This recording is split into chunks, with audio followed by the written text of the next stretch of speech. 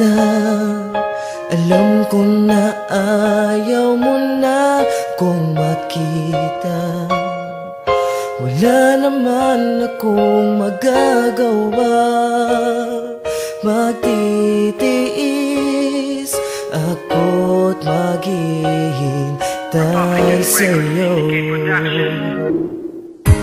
Kahit na ako'y nababaliw sa iyo, mas mabuti lang nga yata ito kesa ang wala ka. Kaya di ko kaya ang lumayo sa'yo. Ang mga tawag kong di mo sinasagot, di mo na gusto ang pag-ibig ko. Ano man ang gawin, binabaliwala mo. Ako yung humihingi ng tawad sa iyo.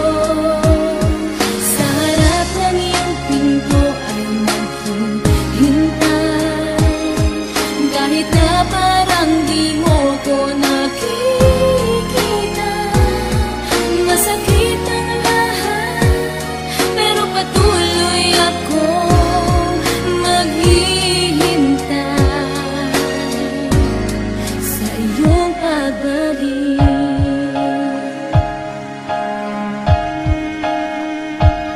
Nakaupo't naghihintay, nag-aabang ng iyong tawag. Pagkat nadarama ng puso'y di na mapanatag. Habang nakatingin sa ating dalawang singsing, nagkukulong at tulala na nanaginip ng gising. Hanggang sa tumunog ang aking telepono, boses mo ang narinig at ikinagulat ko. Kinausap mo ako na may ngiti sa iyong labi. Muling nabuo ang dating puso kong nahati. Agad mong sinabihan at dinagatubili na magkita tayong dalawa, wag kang mahuhuli at madaling ibinigay ang luna ng iyong tirahan. Agarang umalis ng bahay kahit mahirapan ng paa sa kakalakad at sa kakatakbo. Pagod ay titiisin para lang makita ko ang babaeng kay tagal ko nang hinihintay. Huwag kang aalis dyan, malapit na ako sa iyong bahay. Ang mga tawag kong di mo sinasagot, di mo na gusto ang pag-ibig ko. Ano man ang gawin, binabaliwala mo. Ako yung humihingi ng tawad sa iyo. Sa harap ng iyong pinto ay naghihintay, kahit na parang di mo ko nakikita. Masakit ang lahat, pero patuloy akong maghihintay sa iyong pagbalik.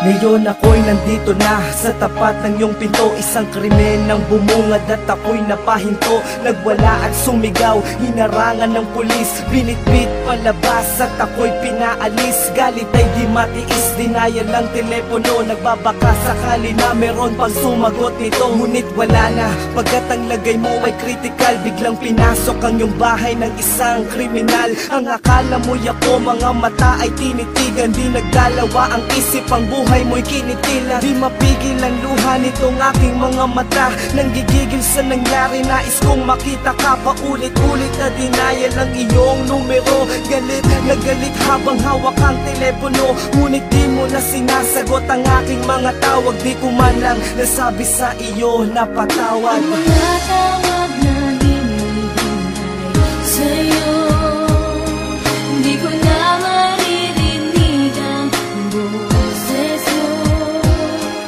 Patawarin mo ko sa lahat ng mali ko. Ako yung humihingi ng tawad sa iyo. Sa harap ng iyong pinto ay naghihintay, kahit na wala ka na sa aking buhay.